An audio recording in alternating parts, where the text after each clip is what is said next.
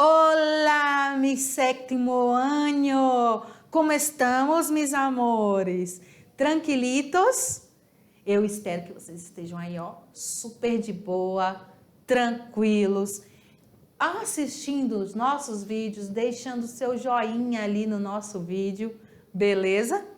Então, nem vamos perder tanto tempo, nem vamos falar muita coisa, porque hoje nós temos dois conteúdos, dois assuntos super interessantes e cheio ali de detalhezinhos na língua espanhola.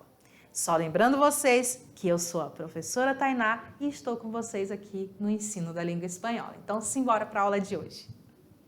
Hoje nós vamos falar dois usos. Primeiro, a diferença entre o muy e o mucho. O muy e o mucho. Esses dois, esse adjetivo e esse advérbio, eles os brasileiros confundem muito os seus usos. Então, nós vamos aprender como é que vamos utilizá-lo de forma correta. E em língua portuguesa e em língua espanhola, temos o mesmo uso, o uso dos porquês. Temos esses usos dos porquês, mas vocês vão ver uma diferencinha na escrita, mas vocês também vão perceber algumas peculiaridades, algumas coisas parecidas. Vamos começar com o muy e o mucho? Tanto o muy quanto o mucho, ele tem a mesma tradução, tem o mesmo significado em língua portuguesa, que é muito. Todos os dois têm essa tradução. O que vai diferenciar um do outro é o seu uso. Mas vamos antes ver aqui um exemplo. Te quiero mucho. Te quiero mucho é te amo muito. Em espanhol, não sei se vocês já viram, tem uns brinquedinhos da Bolívia que vem uns ursinhos, umas coisinhas que você aperta e aí ele fala assim, te quiero, te quiero. Vocês já perceberam? Esse te quiero em espanhol é um jeito de dizer te amo, sabia? Eles não falam eu te amo. Eu te amo é brasileiro falando, traduzindo para o espanhol. O espanhol mesmo, o latino, o hispanohablante vai falar te quiero mucho.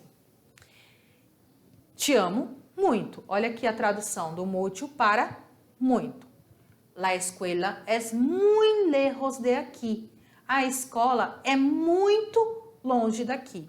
Perceberam? A tradução é a mesma, o uso é diferente. No exemplo de cima nós temos mucho, no exemplo de baixo nós temos muy. Mas professora, como é que eu vou saber para diferenciar um do outro? Quando é que eu vou usar o muy? Quando é que eu vou usar o mucho? Agora nós vamos ver. Vamos começar com o muy. O muy, ele é uma forma apocopada. O que é apocopada? Quando você pega uma palavra e diminui ela, mas tendo o mesmo significado. Só que quando eu faço essa apócope do meu mucho, ele vai se transformar em muy, ele vai ser um advérbio de intensidade, então muito é um advérbio de intensidade, só que, porém, contudo, todavia, entretanto, meus amores, o muy, ele é utilizado antes de adjetivos, advérbios e locuções adverbiais. Se eu tiver um adjetivo ou um advérbio ou uma locução, eu vou utilizar o muy. Caso contrário, eu vou utilizar o mucho. Por exemplo, Juana está muy contenta. Contenta, esse muy está se referindo a contenta, que é contente, que é feliz. É um adjetivo, né? É uma qualidade que Joana, é um sentimento, uma qualidade do que Joana está sentindo. Então, Joana está muito contenta. Julio camina muito rápido. Olha aqui, na frente de um advérbio de modo. Como é que o Júlio caminha? Muito rápido. Então, o rápido, ele é um advérbio de modo e esse muy vem ali para intensificar esse meu rápido. Julio camina muy rápido. Tu hermano habla inglés muy bien. Muy bien já é uma locução adverbial, que se traduz para muito bem. O teu irmão fala inglês muito bem, certo? Então, só recordando, o muy, ele é utilizado antes de adjetivo, advérbios e locuções adverbiais. E quando não for nenhum desses, professora, o que é que eu vou utilizar? Quando não for nenhum desses, eu vou utilizar o meu mútil. O mútil, diferente ali do muy, ele é sim um advérbio de intensidade, mas com função de adjetivo, determinativo, quantificador. Ele já vai fazer uma função de adjetivo. Ele já vai dar uma qualidade de quantidade para o que eu estou falando. Só que ele vai ser usado antes do quê? Antes de substantivos ou depois de verbos. Todas as vezes que eu tiver um substantivo ou eu tiver um verbo, eu não vou utilizar o muy, e sim o mútil, certo? Vamos ver aqui com os verbos. Julio trabaja mucho. Então, esse mútil, ele está se referindo a quem? Está se referindo à ação de trabalhar. Então, ele trabalha muito. Ayer llovió mucho. Então, o que aconteceu ontem? Choveu muito. O muito, de novo, está se referindo a o verbo llover. Has crecido mucho desde a última vez que te vi. Você cresceu muito desde a última vez que eu te vi. Então, todas as vezes que tiver um verbo e esse verbo for intensificado, tiver uma qualificação depois para dizer que ele é muito mais do que o normal, então eu vou utilizar o meu mútil. Esse mútil, no caso de depois de verbos, ele não é variável, tá? Há outro detalhe. O muy, ele não é variável. Ele sempre vai ser muy. Ele não tem feminino, nem masculino, nem singular e nem plural. Ele é muy e pronto. Quando eu utilizo o mútil depois de verbo, ele também é invariável. Por quê? Porque o meu verbo, ele não varia de gênero e número. Ele não tem um verbo no feminino e um verbo no masculino, um verbo no singular e um verbo no plural, não especificamente, entendeu? Ele é o verbo ali do jeitinho que é. Então, o meu mútil, ele é invariável. E quando eu utilizo antes do substantivo? Quando eu utilizar o mútil antes do substantivo, aí sim ele vai ser variável. Ele vai ter que concordar com gênero e número com quem? Com o meu substantivo, certo? Todas as vezes que nós temos palavras que concordam com o substantivo, essas palavras ou essas classes de palavras, elas sempre vão concordar em gênero e número com o substantivo a qual ela se refere. No caso, esse mútil, que a gente já falou que ele está fazendo o papel de um adjetivo, e a gente já sabe que o adjetivo concorda com o substantivo. Se o substantivo for feminino, ele é feminino. Se for masculino, masculino. Singular, singular. Plural, plural. Então, quais são as variantes do mútil? Então, nós temos mucho, mucha, muchos e muchas, certo? Então, são essas as 4 formas do mútil antes de substantivo. Não esqueçam, é antes de substantivo. Então, vamos ver os exemplos. Hay muchas personas en la plaza. Aí você diz, professora, mas hay não é um verbo? Então, não seria hay mucho personas? Não, galera. Esse mútil, ele está se referindo ao quê? Ao haver, ao verbo de ação ou ao meu substantivo? Ele está se referindo ao meu substantivo. Então, pessoas está no plural e feminino, então o meu mútil vai ser plural e feminino. Tengo muchos libros. De novo, olha aqui o meu mútil, ele está se referindo a livros e não ao verbo ter. Ele está se referindo a livros, então ele concorda com ele. Mucha gente não creía em nossa relação. De novo ali, ó, concordando com gente. Gente é feminino, então, mucha gente. En este río hay muchos peces. De novo, se referindo ao substantivo, como ele está no plural, vai para o plural também. Só que, como todas as regras, o mu e o mútil também tem uma exceção. Nós vimos que o mui, ele é utilizado antes de adjetivos e advérbios ou locuções adverbiais. Só que existem 8 exceções. Está faltando aqui nesse nosso exemplo o mas e o menos. Então, nós temos essas 8 exceções.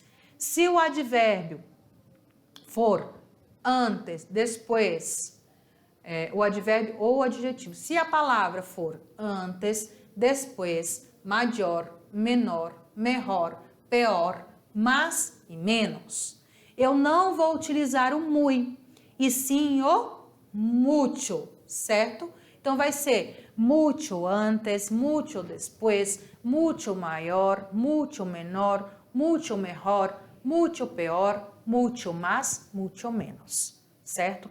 Diante dessas 8 palavrinhas, eu não vou utilizar o muy. Não vai ser muy antes, nem muy después. É mucho antes e mucho después. Vamos ver o exemplo. Los candidatos llegaron mucho antes de la hora. Llegaremos mucho después de ti. La película es mucho mejor de lo que pensamos. Certinho? Então, não confundam. Somente essas 8 palavrinhas, esses 4 advérbios e 4 adjetivos, que eu utilizo o meu mucho ao invés do muy. Todos os outros é muy ou mucho antes de substantivo ou depois de verbo. Agora nós vamos ali para o uso dos porquês. Isso mesmo. Assim como na língua portuguesa, a gente já sabe que a língua espanhola e a língua portuguesa, elas vêm do mesmo tronco linguístico. Que tronco linguístico é esse? É o latim. Então, tem muita peculiaridade no seu uso na língua portuguesa e na língua espanhola, principalmente com sua gramática. Por quê? Porque fazem parte do mesmo tronco linguístico, certo? Então, nós temos os usos dos porquês. O porquê separado com acento. Ah, tá. Em língua portuguesa, o acento que vem no porquê é o acento circunflexo. Em língua espanhola, nós só temos um acento, certo? Que é la tilde, que é o meu acento agudo, certo? Então, só temos este acento em língua espanhola. Todos os outros não existem em espanhol. Aí você vai vir dizer, professora, e aquele tio em cima do N? O tio em cima do N, vocês já sabem que não é um acento, e sim faz parte da letra, tá? Não é um acento. Então, por que separado com acento? Ele somente é usado em expressões interrogativas, diretas ou indiretas. Como assim diretas ou indiretas? Seja ela com interrogação, sinal de interrogação, ou ela como se fosse uma afirmativa, porém fazendo uma pergunta. A gente vai ver nos exemplos já já.